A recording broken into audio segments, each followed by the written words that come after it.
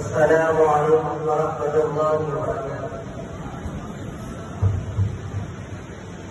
الحمد لله والصلاة والسلام على رسول الله صلى الله عليه وسلم.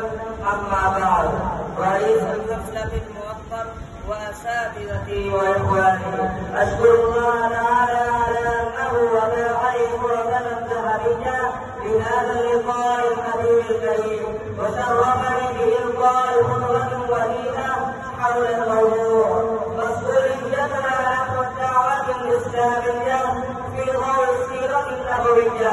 أيها الإخوة، إن السيرة النبوية وسيرة الصحابة العاشرة النيرة وتاريخهم المشرق من أقوى مصادر القوة الإيمانية الجياشة والعاطفة الدينية الفياضة التي لا تزال هذه الأمة والدعوات الدينية تقتبس منها شعلة الإيمان وتستعير بها مجامع القلوب التي تكاد تنطفي وتلتهب بها نار النفوس التي تشبك أن تخلق في محب الريح والعباسة المادية وأعاصير القضاء الغربية.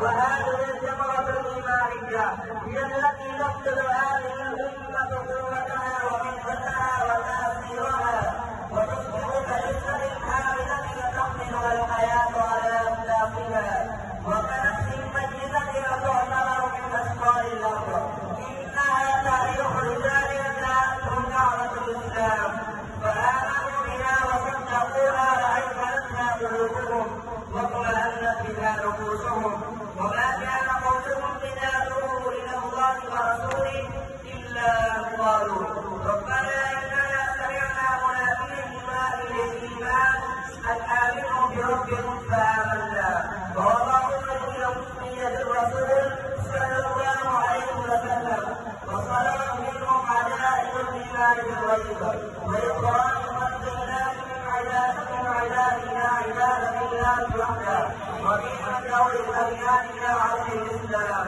ومن عصير الدنيا إلى سعدها لم يسبق لها عصير من قبل. أيها الإخوة المؤمنون، لماذا اعتذروا في مشارق الأرض ومغاربها؟ إنهم اعتذروا لأجل الدعوة والبداية لتقبل القلوب على الله.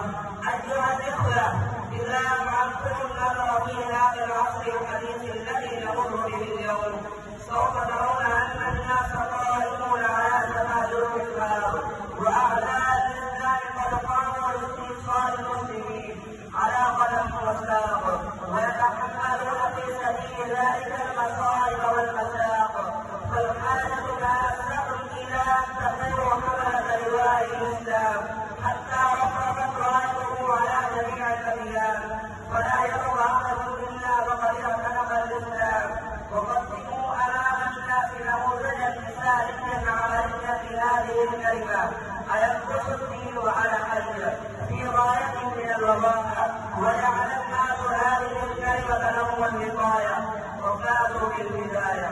والصلاة والسلام